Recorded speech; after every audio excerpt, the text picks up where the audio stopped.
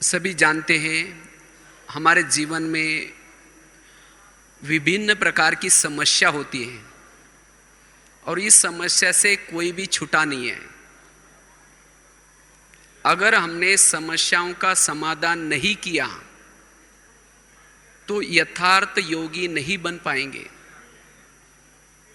इसलिए हम अपने जीवन की समस्याओं का समाधान करें।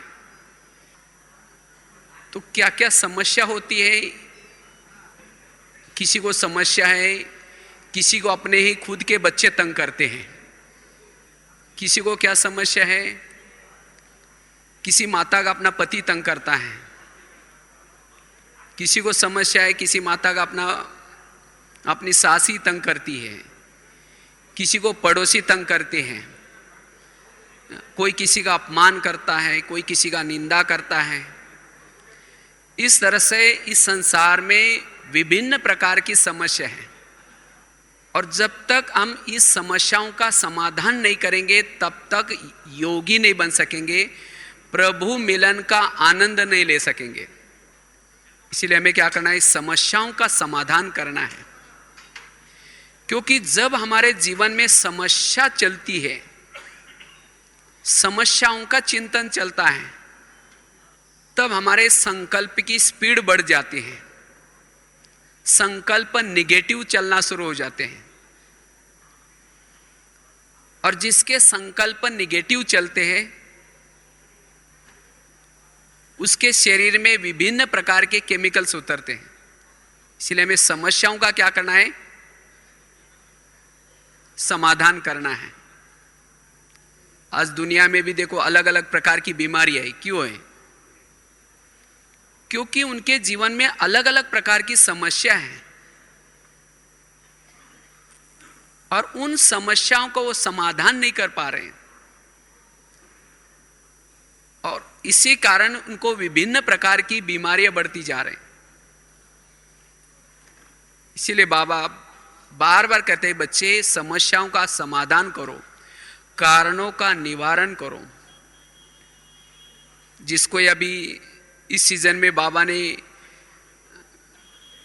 नो प्रॉब्लम एक नया शब्द दिया, नो प्रॉब्लम। आपका ऐसा जीवन हो, आपके जीवन में नो प्रॉब्लम, कोई प्रॉब्लम नहीं।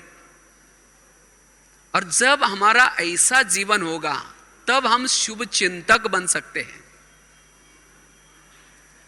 तब हम फरिश्ता बन सकते हैं, तब हम अशरीरी बन सकते हैं, तब हम घंटों तक बैठ करके ईश्वर चिंतन, आत्मचिंतन, सोमानों का चिंतन कर सकते हैं। अगर जीवन में कोई प्रॉब्लम्स है, ना हम वायुमंडल बना सकेंगे, ना हम आत्मचिंतन कर सकेंगे, ना प्रभु मिलन का आनंद ले सकेंगे। इसीलिए हमें समस्याओं का समाधान करना है। क्योंकि इस योग मार्ग में हमारा मन बड़ा एकाग्र चाहिए और समस्याओं में तो मन हलचल में आता है।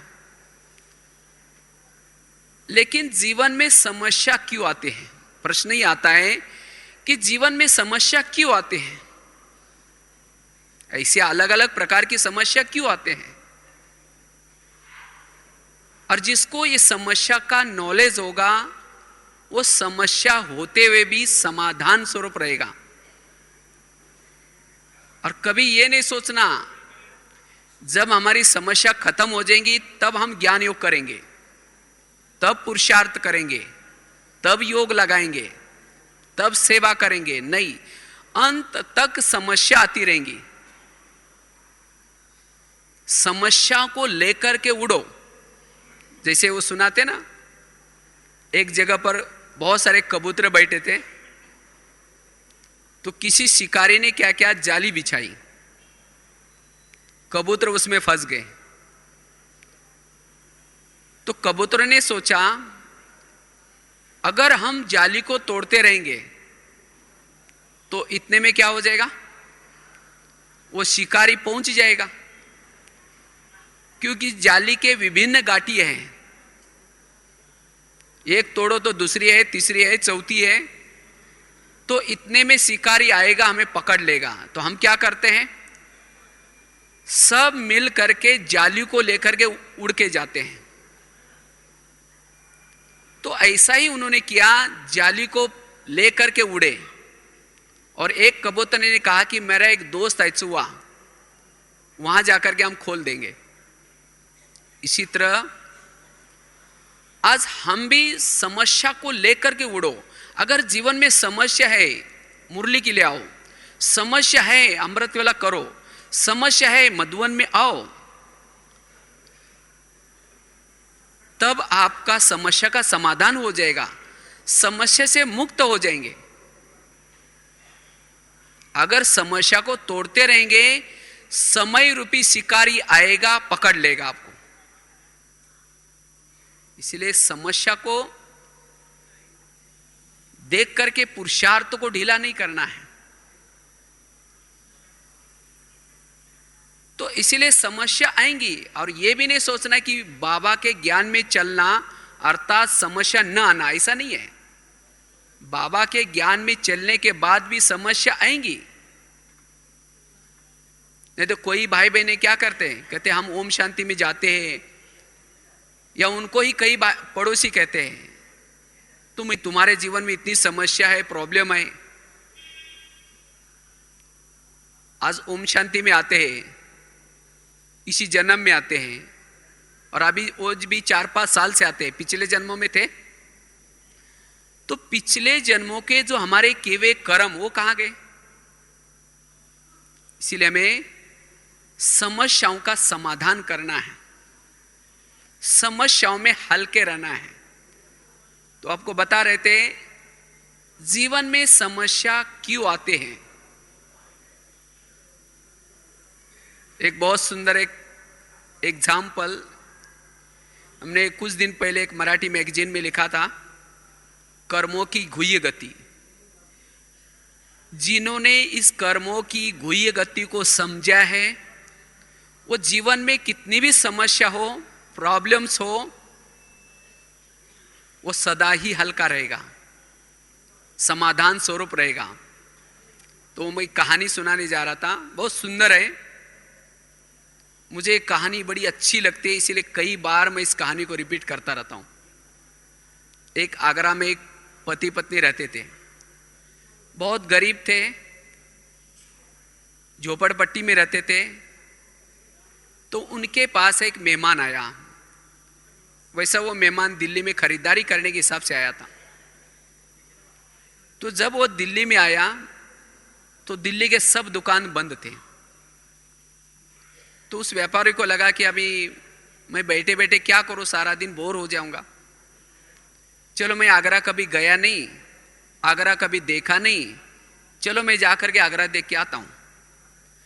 तो व्यापारी क्या करता है, आगरा चला गया और उसने अपने साथ में कुछ खरीदारी करने के हिसाब से, कुछ चीजें लेने के हिसाब से करोड़ रुपए साथ में लाए थे। तो सारा दिन उस व्यापारी ने आगरा घूम के देखा, लेकिन रात को उसको सोने का प्रॉब्लम्स हो गया, समस्या हो गई। क्योंकि जिस होटल में जाता था सब कहते हुए हमारे होटल बुक है। तो उस व्यापारी को लगता है रात को मैं कहां सो जाऊं, अगर कहीं बस स्टैंड पर सो जाऊं तो मेरी बैग चोरी हो जाएगी, अगर कहीं स्टेशन पर सो जाऊं तो भी चोरी हो जाएगी। तो उसको अचानक याद आया मेरा एक गरीब पति पत्नी है और वो झोपड़पट्टी में रहते हैं। उसको लगता है चलो उनके पास जाता हूं, कम से कम मेरी बैग तो क्या हो जाएगी, बच जाएगी। तो उनका एड्रेस था गरीब पति पत्नी का, वो रिक्शा करके गया। सारा दिन रिक्शा करके जा करके उसने क्या किया, उनके पास खाना खाया, उनके साथ बातचीत की। लेकिन सोने से पहले उसने क्या किया, अपनी बैग खोली कपड़े बदलने के हिसाब से। जब बैग खोली तो गरीब की पत्नी की नजर बैग में गई। उसने क्या देखा, 50 के, 100 के, 500 के बहुत सारे बंडल उसके बैग में पड़े थे, क्योंकि खरीदारी के हिसाब से लाए थे। जब ब्याज के पैसे देकर के उस गरीब के पत्नी को मन में आता है इतने इसके पास पैसे हैं, अगर इसमें से थोड़े भी पैसे अगर हमारे हो जाए तो हमारी गरीबी क्या हो जाएगी, दूर हो जाएगी। तो रात भर उसको नींद नहीं आती, तो 12-1 बजे क्या करते वो, बाहर गई झोपड़पट्टी के बाहर। तो मेहमान तो अपने बैग सिराने लेके आराम से सोया था, बाहर गई और बड़ा सा एक पत्थर लेके आते। वो मेहमान तो बैग सिराने लेके सोया था और सोए हुए मेहमान के जोर से सिर में उस पत्थर को डाल दिया और उस मेहमान का तो तुरंत वही के वही मर्डर हो गया। और फटाफट बैग पकड़ करके पति को दिखाई। पति तो डर गया, कहा कि ये बात किसी को पता चलेगी, लोगों को पता चलेगी, हमें जेल की सजा होगी। तो पति कहते हैं इसको पता ही नहीं चलने देंगे, पत्नी कहते हैं किसी को पता ही नहीं चलने देंगे, क्योंकि अब हम इसको क्या करते, पीछे जमुना नदी बहते उसके अंदर डाल देते। उनके झोपड़पट्टी में जमुना नदी बहती थी। दोनों ने उठा करके उस मुर्दे को क्या किया, जमुना नदी में अंधेरे में डाल दिया। और इस बात को उन्होंने पुलिस से छिपाया, लोगों से छिपाया, लेकिन कर्मों से कोई छिपा नहीं सकता। उन्होंने घर में आकर के लिपाई पुताई की, जो खून वगैरह गिरा था उसको लिपाई पुताई की, उन्होंने छिपाने की कोशिश की, लेकिन कर्मों से कोई छिपा नहीं सकता। इसीलिए एक भजन है ना, कर्म का लेखा मिटे न भाई, लाख करे कोई चतुराई। कर्मों का फल इसी जन्म में, अगले जन्म में या कोई ना कोई जन्म में अवश्य मिलता है। अगर कांटे बोए हैं तो कांटे मिलेंगे, अच्छे किए तो अच्छा ही मिलेगा। आखिर उन्होंने दोनों ने क्या किया, उसी पैसे से एक प्लॉट लिया, एक बिल्डिंग बना दी, दुकान खोला, अपने लिए गहने वगैरह बना दिए, एक गाड़ी खरीद की, अच्छे कपड़े वगैरह सिलाई की। उनकी गरीबी दूर हो गई, लेकिन दोनों को बच्चा वगैरह नहीं था, दोनों ही पति पत्नी थे। तो कुछ साल के बाद क्या होता है, दोनों के एक बच्चा हो गया। तो एक ही बच्चा था, इसीलिए उसको खिलाया पिलाया, उस बच्चे को काफी बड़ा किया। बच्चा कलेक्टर बनने वाला था, लेकिन कुछ कारण से वो बच्चा क्या होता है, थोड़ा बीमार पड़ता है। तो बीमार पड़ा, इसीलिए उसको बहुत बड़े हॉस्पिटल में दिखाया। सोचा कि एक ही बच्चा कुछ न हो जाए, इसीलिए तो उसमें बहुत खर्चा हुआ। उसी खर्चे के पीछे उन्होंने जो गहने बनाए थे वो बेचे। सोचा बाद में ले लेंगे, बच्चा ठीक नहीं हुआ। आखिर उन्होंने क्या किया, जो गाड़ी ली थी वो भी बेची। सोचा बाद में ले लेंगे, बच्चा उसे भी ठीक नहीं हुआ। आखिर उन्होंने जो दुकान चालू किया था उसको भी बंद किया, सब पैसा बीमारी में लगाया, बच्चा तो भी ठीक नहीं हुआ, बीमारी बढ़ती गई। आखिर उस बच्चे को दिल्ली में बड़े हॉस्पिटल में दिखाया, उसका बहुत खर्चा आया। उसके खर्चे के पीछे उनको मकान भी बेचना पड़ा जो बनाया था, बच्चा उसे भी ठीक नहीं हुआ। आखिर एक दिन वो बच्चा कहता है, पापा जी अपने को जो मिला तो पैसा खत्म हो गया, अब मैं जा रहा हूं। बच्चा मर गया। तो बच्चा कौन था, वही व्यापारी अपना पैसा लेने के लिए वो बच्चे के रूप में आया था। यह है कर्मों की गुह्य गति, यह है कर्मों का हिसाब किताब। अगर वो व्यक्ति कहता, हे भगवान आपने मेरे जीवन में कितनी समस्या पैदा की, मेरा बेटा गया, मेरा घर भी गया, ये कैसी समस्या आई, क्या समस्या परमात्मा ने दी? समस्या उस व्यक्ति ने अपने कर्मों से बनाई। तो ये एग्जाम्पल आपको क्यों दिया? आज आपके जीवन की भी जो समस्या है, कोई किसी का पति तंग करता है, वो पति कौन है? जिसको आपने भी कोई जन्मों में पति बनकर के उसको तंग किया था, वो अब अपना हिसाब लेने के लिए पति के रूप में आए हैं। आज कोई किसी की सास तंग करते, वो सास क्यों तंग करती है? क्योंकि आपने भी कभी उसको सास बन करके तंग किया था। इसीलिए कहते हैं ना, सास भी कभी बहू थी। आज कोई बच्चा तंग करता है, कोई पड़ोसी तंग करता है, कोई किसी को बीके बन करके भी तंग करता है, कोई किसी को ऑफिसर बन करके तंग करता है। ये हर एक के कर्मों का हिसाब किताब है।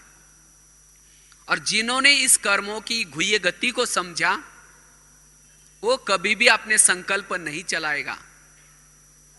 समस्या को इधर उधर सुनाने से, घर छोड़ जाने से, गांव छोड़ करके जाने से वो समस्या खत्म नहीं होने वाली, याद रखना है। समस्या को चुक तो करना ही पड़ेगा। इसीलिए बाबा कहते बच्चे इस कर्मों के गुह्य गति को अच्छी तरह समझो, और जो कर्मों के गुह्य गति को समझेगा हर समस्या में समाधान स्वरूप रहेगा। इसीलिए बाबा कहते बच्चे वर्तमान समय सबको घर जाना है। अब टॉपिक चल रहा था ना, अब घर जाना है, लेकिन घर कैसे जाना है? हिसाब किताब को चुक्त करके जाना है। और हिसाब किताब को चुक्त करने के बाबा ने 3 तरीके रखे हैं। 3 तरीके हैं। पहला तरीका है योग लगा करके। आज बाबा क्यों कहते बच्चे योग लगाओ, योग लगाओ? क्योंकि योग लगाने से भी हमारे क्या हो जाते हैं? हिसाब किताब चुक्त हो जाते हैं। अगर योग नहीं लगाएंगे, दूसरा तरीका क्या है? सहन करके। जितना सहन करते आपके दोनों के हिसाब किताब चुक्त होते हैं। हमारे तो प्रकृति के साथ भी हिसाब किताब है, लोगों के साथ भी हिसाब किताब है। आज बाबा ने कहा ना बच्चे अशरीरी बनो, आत्मा समझो, लेकिन हम आत्माभिमानी क्यों नहीं बन पा रहे हैं? इस शरीर से अलग क्यों नहीं हो रहे? क्योंकि हमारे इस बॉडी के साथ हिसाब किताब है। अगर कोई किसी के घर में रहता है और घर छोड़ करके जाएगा और उसका किराया देना बाकी है, छोड़ेगा? वो नहीं छोड़ेगा। इसी तरह इस धरती पर आकर के हमने इस प्रकृति के साथ हिसाब किताब बनाए हैं। आज प्रकृति ने 5 तत्व दिए। शरीर किसी लिए? मुख किसी लिए दिया था? अच्छा बोलने के लिए। आंखें अच्छा देखने के लिए। लेकिन इन इंद्रियों का दुरुपयोग किया, और इसीलिए प्रकृति जब हम अशरीरी बनती है, वो कहते हैं तुम ऊपर कहाँ जा रहा हो, नीचे जाओ, नीचे आ जाओ, मुझे तुमको दिखाना है, मेरा तुमसे हिसाब लेना है।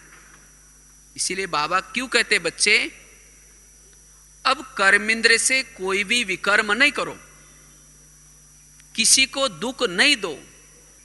हमें जो बने हुए हिसाब किताब को ही चुक्त करना है, फिर अब नए हिसाब किताब कभी भी नहीं बनाना है। इसीलिए हमें क्या करना है? जो भी बातें आती है, जो भी समस्या आती है, उसको बड़े खुशी से सहन करना है। सहन करने से भी हिसाब किताब चुक्त होते हैं। अगर इसे भी नहीं करेंगे, तीसरा भी एक बाबा ने तरीका रखा है, वो है विनाश। लेकिन जिन्होंने योग नहीं लगाया, जिन्होंने सहन नहीं किया, उसको अपने हिसाब किताब विनाश काल में चुक्त करने होंगे। लेकिन जब विनाश काल में हिसाब किताब चुक्त करेंगे तब हम रोएंगे, और जब हम रोएंगे तो रोने वालों के आंखों के आंसू कौन पोंछेगा? इसीलिए बाबा कहते बच्चे भविष्य में हर आत्मा के सामने बहुत सेवा है, लेकिन किसके सामने? जिन्होंने अपने हिसाब किताब चुक्त की है। इसीलिए हमें क्या करना है? खूब योग लगाना है। या जीवन में छोटी छोटी बातें आते हैं, उसको सहन करना है। तो इसलिए जीवन की समस्या को हमें समाधान स्वरूप में रहना है। और जीवन की जो समस्या आती है, क्यों आती है? वास्तव में भाग्यशाली आत्मा वो है जिनके सामने समस्या आती है। क्यों? समस्या हमें उपराम बनाती है, समस्या में वैरागी बनाती है। समस्या तूफान हमारे लिए तोहफा है। अगर जीवन में समस्या ना आती तो हमारा कल्याण कभी ना होता। आज तक जो भी समस्या आई उसे हमारा कल्याण हुआ है या अकल्याण हुआ है? कल्याण हुआ है। अगर वो समस्या ना आती तो हमारा कल्याण भी ना होता। इसलिए समस्या का हमें क्या करना है? समाधान करना है। समस्या के प्रति हमारा दृष्टिकोण सकारात्मक बनाना है। और जिन्होंने समस्या का दृष्टिकोण सकारात्मक बनाया, वही अंतर्मुखी बनेंगे,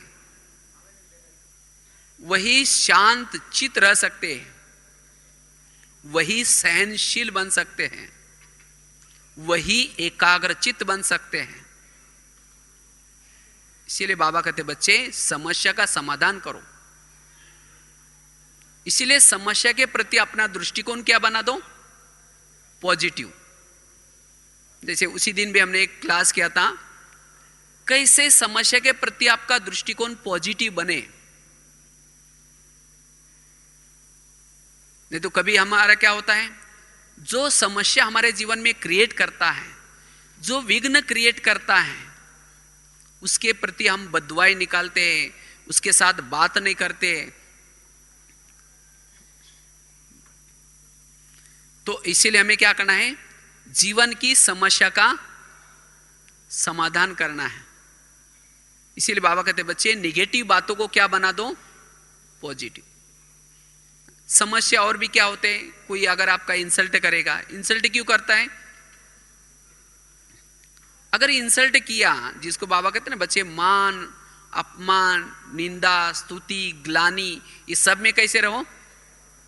समान रहो। इस सभी बातों में हमें क्या करना है? समान रहना है। अगर उसका चिंतन करेंगे तो योगी नहीं बन सकेंगे। आज कई भाई बहनों का योग नहीं लगता। क्यों नहीं लगता? क्योंकि समस्या का चिंतन चलता है। जो समस्या क्रिएट करते हैं उनका चिंतन चलता है। और इसीलिए जब भी योग में थोड़ा देर बैठेंगे, शुरू तो करेंगे मैं आत्मा हूं, शांत स्वरूप हूं, फिर कहेंगे मेरे को उन्होंने क्यों कहा, मेरे को ऐसा क्यों कहा, फिर कहेंगे कोई बात नहीं मैं आत्मा हूं, शांत स्वरूप हूं, फिर कहेंगे मेरे को ही क्यों कहा, मेरे साथ ही ऐसा व्यवहार क्यों करते। इसीलिए हमें क्या करना है? समस्याओं का समाधान करना है। बाबा ने कहा ना बच्चे छोटी छोटी बातों को क्या करो? ये छोटी छोटी बातें, समस्या की बातें हमें फरिश्ता बनने नहीं देंगी, अशरीरी बनने नहीं देंगी। इसीलिए यहां से जाने से पहले क्या करो? पक्का ये करके जाना है कि बाबा मेरे जीवन में नो प्रॉब्लम, कोई भी समस्या नहीं है। अगर समस्या आई भी है वो बाबा की गिफ्ट है। ये बाबा ने इतना अच्छा ड्रामा रचा है, इतना अच्छा खेल रचा है। इसलिए जीवन में हमें नो प्रॉब्लम, ये पार्ट क्या करना है? पक्का करना है। तभी घंटा बैठ करके योग लगा सकेंगे। इसलिए समाधान स्वरूप, और वही मनन चिंतन कर सकेंगे, अंतर्मुखी बन सकेंगे। आज तक जो समस्या आई उन्होंने हमारा भला किया, और अभी भी जो समस्या आएंगी उससे भी हमारा भला होगा। इसीलिए गीता का सार क्या है? जो हुआ अच्छा हुआ, जो हो रहा है अच्छा हो रहा है, जो होगा वो भी अच्छा। अगर जो हुआ वो ना होता तो आज यहां हम सुख से नहीं बैठते। लास्ट में इसकी बात सुना करके पूरा करेंगे। कहते एक रामायण की उसी दिन में मैंने घटना सुनाई थी, लेकिन बहुत अच्छी है, इससे समस्या का समाधान होगा। कहते एक रामायण में बताते राम राजा बनने वाले थे, लेकिन रात में आकर के मंत्रा ने क्या किया? कई कई को दो चार बातें सुनाई ऐसी। और जब बातें सुनाई, मंत्रा की बातें सुन करके कई कई ने क्या किया? राम को वनवा में भेजा। वनवा में गया, सीता गई, लक्ष्मण गया, और तीनों घर से चले गए। वियोग के कारण दशरथ ने प्राण त्यागा। ये सब किसने किया? मंत्रा ने। तो अगर हम मंत्रा को देखेंगे तो हमारी भावना कैसी चलेगी? अच्छी या बुरी? सब कहेंगे देखो इस बुढ़िया के कारण उनका घर टूट गया, राम को वनवा हुआ, जंगल में रहना पड़ा, खाने का प्रॉब्लम, सोने का प्रॉब्लम। ये सब किसके कारण? मंत्रा के कारण। लेकिन मंत्रा ने जो किया वो बहुत अच्छा किया। अगर मंत्रा ऐसा काम ना करती, राम राजा बनने वाला था। अगर राजा बनता तो जंगल में नहीं जाता, जंगल में ना जाता तो सीता की चोरी नहीं होती, अगर सीता की चोरी ना होती रावण को ना मारता, अगर रावण को ना मारता तो राम की महिमा भी कोई नहीं गाता। तो राम को महिमा योग्य किसने बनाया? मंत्रा ने। तो राम मंत्रा को दुआ देगा या बददुआ देगा? दुआ। ये है उस विघन का सकारात्मक दृष्टिकोण। इसी तरह ड्रामानुसार हर ब्राह्मणों के पास या हर इंसान के पास एक दो मंत्राएं जरूर होती है, और वो किसी लिए है?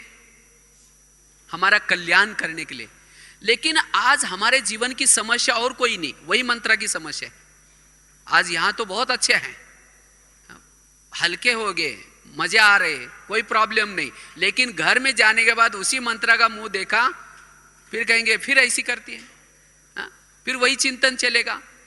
इसीलिए बाबा ने उस मंत्र को आपके ड्रामा में इसीलिए रखा है, इसीलिए पड़ोसी रखा है, उससे आपका कल्याण होने वाला है, उससे ही आप महिमा योग्य बनने वाले हैं। कभी कभी चिढ़ करके हम कहते हैं इसने तो मुझे परेशान किया, ये सोचो सकारात्मक, ये तो मुझे कर्मातीत बना करके ही छोड़ेंगे। इसीलिए अपने दृष्टिकोण को बदलो। आज राम के जीवन में मंत्रा ना आती, हनुमान, अंगद ये सब मिलते, किसके कारण मिले? मंत्रा के कारण। इसी तरह आज जिन्होंने हमें समस्या क्रिएट की आज तक, उनके कारण इतना अच्छा बाबा मिला, ज्ञान मिला, परिवार मिला।